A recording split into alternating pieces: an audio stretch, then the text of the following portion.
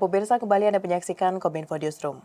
Kementerian Keuangan melakukan inovasi pengintegrasian NIK menjadi NPWP guna mendukung kebijakan Satu Data Indonesia. Penyebaran informasi terkait inovasi tersebut dilakukan dalam acara Forum Tematik Bakohumas. Kementerian Komunikasi dan Informatika selaku Ketua Bakohumas mengapresiasi inovasi yang dilakukan Kementerian Keuangan melalui Direktorat Jenderal Pajak.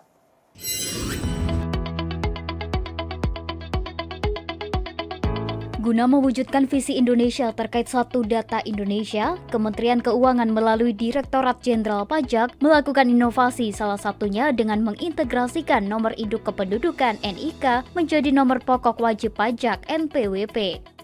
Integrasi antara NIK dan NPWP menjadi Single Identity Number akan membantu dalam proses sinkronisasi, verifikasi, dan validasi data wajib pajak. Selain itu, pemadanan tersebut guna mewujudkan administrasi perpajakan yang efektif dan efisien dengan nomor identitas tunggal. Proses pemadanan dilakukan secara bertahap dimulai sejak 14 Juli 2022 dan akan diterapkan secara menyeluruh pada 1 Juli mendatang sesuai dengan Peraturan Menteri Keuangan PMK nomor 136 tahun 2023. Proses validasi dan pemadanan NIK menjadi NPWP dapat dilakukan secara online melalui laman www.pajak.go.id. Guna menyebarkan informasi terkait inovasi tersebut, Kementerian Keuangan berkolaborasi dengan Direktorat Penyuluhan Pelayanan dan Hubungan Masyarakat Direktorat Jenderal Pajak dan kementerian lembaga lainnya menyelenggarakan forum tematik Bakohumas dengan tema pelaporan SPT tahunan dan pemadanan NIK menjadi NPWP. Kegiatan tersebut berlangsung di kantor pusat Direktorat Jenderal Pajak Jakarta. Kementerian Komunikasi dan Informatika selaku Ketua Bakohumas mengapresiasi inovasi yang dilakukan Kemenq guna mendukung Peraturan Presiden Republik Indonesia Nomor 39 Tahun 2019 tentang Satu Data Indonesia. Selain itu, Kemenkominfo juga menjadi salah satu pemangku kepentingan yang memiliki peranan penting dalam hal penyebaran informasi. Ya, ini saya kira bagus sekali ya. Ini adalah pelaksanaan atau implementasi ya undang-undang. Dan kemudian juga peraturan presiden ataupun keputusan presiden tentang Satu Data Indonesia. Nah, jadi saya kira ini akan mempermudah masyarakat dalam pelaporan SPT-nya sehingga ya kita mendoronglah masyarakat untuk segera melakukan ya pemadanan NIK dan NPWP dan perlu kontribusi Humas. Ya, Humas harus mensosialisasikan. Humas seluruh kementerian dan lembaga di Indonesia sampai pemerintah daerah ini harus mensosialisasikan.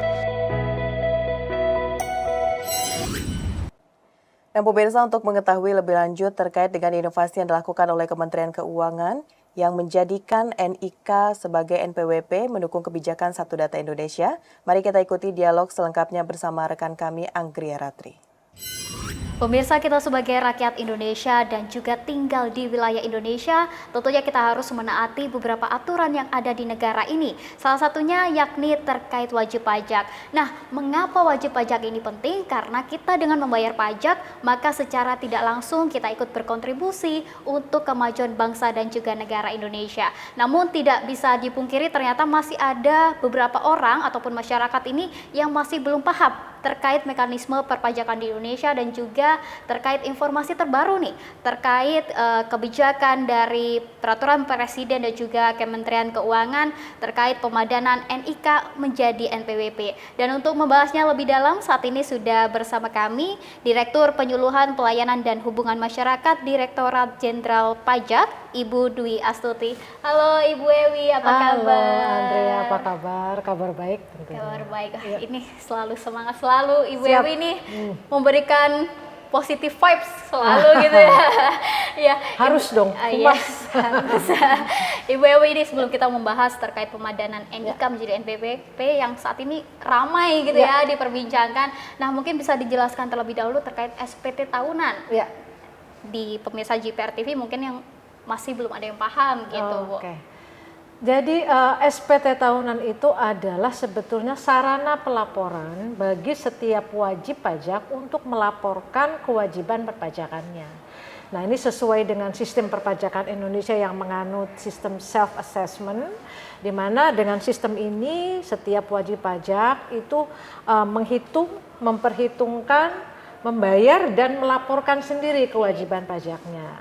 Nah, ini untuk wajib pajak orang pribadi, batas waktu untuk melaporkan SPT tahunannya ada setiap tanggal 31 Maret. Nah, kalau untuk badan itu tanggal 30 April.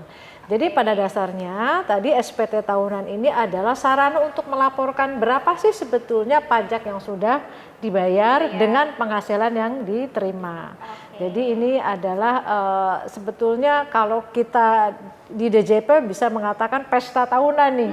Kita akan terus menghimbau kepada masyarakat, kepada wajib pajak untuk melaporkan kewajiban perpajakannya melalui tadi SPT tahunan. SPT tahunan untuk wajib pajak pribadi 30 Maret 31 Maret. 31 Maret 2024, kemudian untuk wajib pajak badan 30 April 2024. Nah, untuk update-nya hingga saat ini Bu, apakah sudah banyak masyarakat yang melaporkan hal itu? Ya.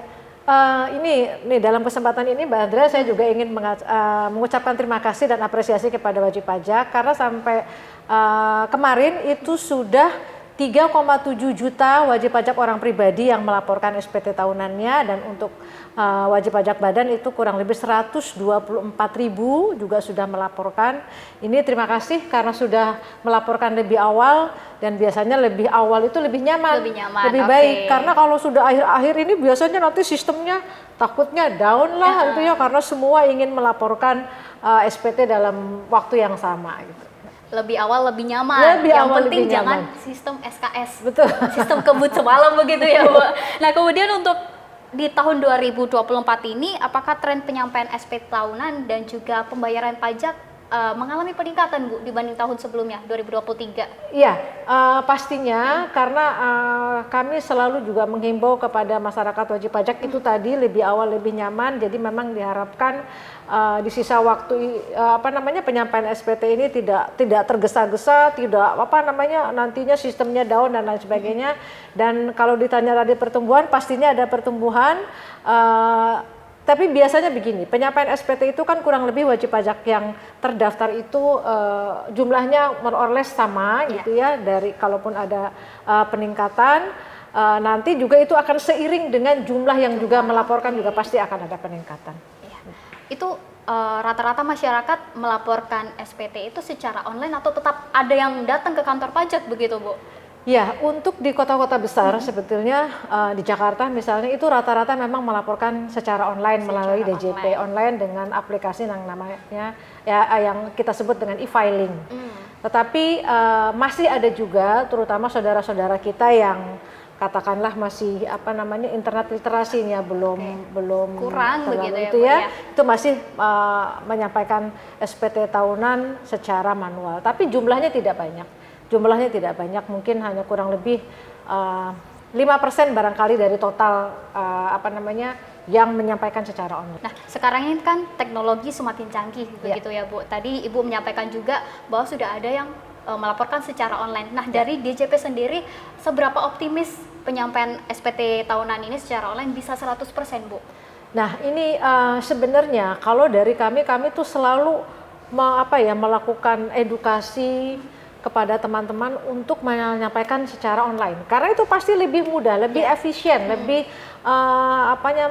lebih menghemat waktu dari mana saja, kapan saja gitu. Tetapi sebetulnya tadi sebagaimana saya sampaikan ada mungkin di daerah-daerah tertentu di Indonesia ini yang memang internetnya belum bagus gitu ya, mungkin di daerah-daerah yang terpencil, di remote area, di mana misalnya di sana memang internet kita belum begitu baik, sehingga untuk itu kami masih memungkinkan memberikan kesempatan kepada wajib pajak untuk juga menyampaikan secara hard copy atau bahkan melalui pos juga. Nah, ini sebetulnya untuk mengakomodir teman-teman yang memang secara fasilitas belum memadai. Tapi kalau di kota-kota besar, saya sangat optimis dan sangat yakin teman-teman pasti memanfaatkan e-filing ini karena itu tadi lebih efektif, lebih efisien ya dari sisi waktu, dari sisi biaya juga karena nggak perlu kemana-mana, teman-teman bisa langsung menyampaikan SPT dan itu mungkin tidak untuk orang pribadi ya khususnya tidak lebih waktunya dari 5 menit sebetulnya. Cepat Ya, begitu. cepat sekali ya. Ya. Mungkin bisa di-spill Bu, kita laporan secara online-nya melalui website apa begitu? Oh ya. Itu melalui pastinya Pajak Go.id, www.pajak.go.id. Nanti di situ ada langsung ada landing page-nya. Kita pilih login. Nah, makanya kita sebut dengan DJP online, kita login. Nah, itu nanti akan ada landing page juga untuk pelaporan SPT tahunan. Oke, bisa langsung diakses di www.pajak.go.id. Ya. Nah, jangan lupa ya pemirsa. Nah, Bu Ewi, kita beralih ke topik pemadanan NIK menjadi NPWP. Nah, kemarin Presiden juga telah mengeluarkan kebijakan itu begitu ya Bu, terus Kementerian Keuangan juga mengimplementasikannya. Nah, mungkin bisa dijelaskan terlebih dahulu ke pemirsa GPR TV, pemadanan ini urgensinya itu apa sih? Nah, kalau ditanya urgensi, ini pastinya sejalan dengan Peraturan Presiden nomor 39 tahun 2019 terkait dengan satu data Indonesia. Nah, kemudian Direktorat Jenderal Pajak itu dengan Undang-Undang Harmonisasi Peraturan Perpajakan nomor 7 tahun 2021 itu di sana diatur bahwa layanan perpajakan itu juga menggunakan NIK. Ini supaya sejalan dengan kebijakan pemerintah terkait dengan satu data Indonesia. Nah, oleh karena itu dengan undang-undang HPP tadi, kami kemudian merancang sistem yang juga nantinya berbasis NIK. Gitu. Nah, sistem ini disebut Cortex atau sistem inti administrasi perpajakan yang insya Allah akan kita implementasikan full implementation-nya itu di pertengahan tahun ini. Nah, diharapkan pertengahan tahun ini juga itu penggunaan NIK sebagai NPWP juga sudah 100% karena memang untuk mengakses layanan-layanan di sistem informasi DJP yang baru itu menggunakan NIK ini. Makanya sekarang data yang NIK dengan NPWP itu harus padan, itu makanya disebut harus dengan pemadanan, harus sinkron, supaya nanti bisa menikmati layanan yang ada di sistem DJP yang baru. Oke, nah langkah-langkah untuk pemadanan ini gimana sih Bu? Apakah bisa secara online ataukah harus datang ke kantor pajak begitu? Bagus, ini pertanyaannya luar biasa ini. Karena memang kami melakukan juga pemadanan NIK NPWP ini secara sistem. Dari 60,8 juta yang sudah padan, itu sebagian besar itu dilakukan by system. Jadi begitu teman-teman mungkin nanti bisa akses ke Pajak Go.id dan masuk ke login. Kalau sudah bisa menggunakan NIK, kalau sudah loginnya sudah pakai NIK, itu berarti NIK-nya sudah padan, tinggal diaktifasi. Tinggal aktivasi dan itu berarti dilakukan pemadanannya by system. Tetapi kalau ternyata belum bisa, itu masih perlu ada yang harus dipadankan nih datanya antara data NPWP dengan NIK, dan ini yang bisa dilakukan bisa melakukan adalah teman-teman sendiri. Nah, oleh karena itu ini yang tidak bisa dilakukan sistem, ini yang harus secara mandiri dilakukan oleh teman-teman.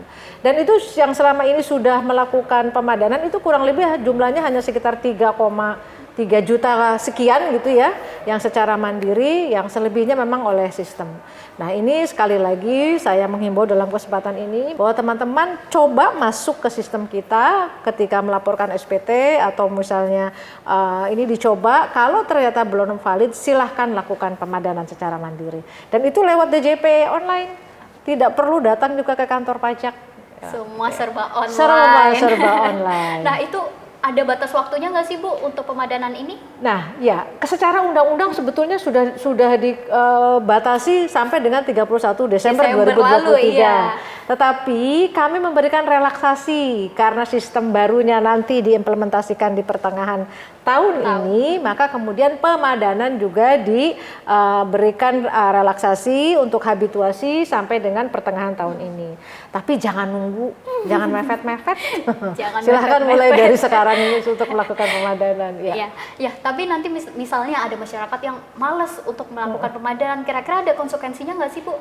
Konsekuensi sanksi tidak ada, tetapi nanti seperti yang saya katakan untuk bisa masuk ke sistem baru kami tidak bisa. Kesulitan Karena begitu ya? iya untuk apa namanya dalam tanda kutip tiket masuknya kan kalau masuk bioskop harus beli tiket Iya, dong. betul. Nah ini sekarang untuk bisa masuk ke sistem DJP yang baru tiketnya adalah NIK tadi yang sudah padan dengan NPWP kita. Jadi nggak bisa menikmati layanan kita, oleh karena itu please padankan. Baik, Bu Ewi terakhir nih, Ya. langkah konkret apa sih yang sudah diterapkan oleh DJP khususnya nih untuk menyadarkan masyarakat terkait wajib pajak? Ya, nah terima kasih. Jadi kalau untuk katakanlah langkah konkret apa, tentunya kami melakukan yang pertama kali lakukan adalah edukasi yang tidak berkesudahan. Semua channel kita lakukan edukasi langsung maupun tidak langsung. Yang langsung kita undang teman-teman wajib pajak, kita lakukan sosialisasi kepada masyarakat dalam event apapun. Yang tidak langsung kami punya media sosial, akunnya adalah Ditjen Pajak RI. Silahkan di follow IG, mau X, kemudian Facebook, kemudian apa lagi? LinkedIn itu semua identitasnya pajak Ditjen Pajak RI, silahkan di follow dan itu semua informasi terkait perpajakan kami muat di sana. Bahkan setiap hari Kamis sore kita juga ada IG Live, itu juga akan selalu membahas masalah-masalah perpajakan terkini. Jadi please teman-teman untuk mengetahui itu silahkan follow akun kami dan ikuti semua bukan semua ya, banyak sosialisasi yang dilakukan oleh semua kantor pajak yang ada di seluruh Indonesia.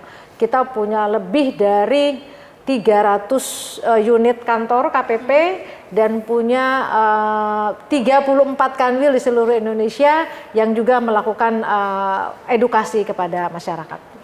Wah, sangat bermanfaat sekali informasinya ya pemirsa, dan tentunya tetap diimbau untuk masyarakat ini harus melaporkan SPT tahunan. Untuk pajak pribadi terakhir di tanggal 31 Maret 2024 dan untuk pajak badan terakhir di 30 April 2024. Dan jangan lupa untuk melakukan pemadanan NIK untuk menjadi NPWP. Bu Ewi, terima kasih banyak. Terima kasih Mbak Adria. Sudah bergabung bersama kami. Terima Sehat kasih. selalu Ibu. Sehat selalu. Dan pemirsa, demikian dialog kami bersama Direktur Penyuluhan Pelayanan dan Hubungan Masyarakat P2 Humas Direktorat Jenderal Pajak Ibu Dwi Astuti. Dan kami akan segera kembali dengan informasi lainnya, tetaplah di Kominfo Newsroom.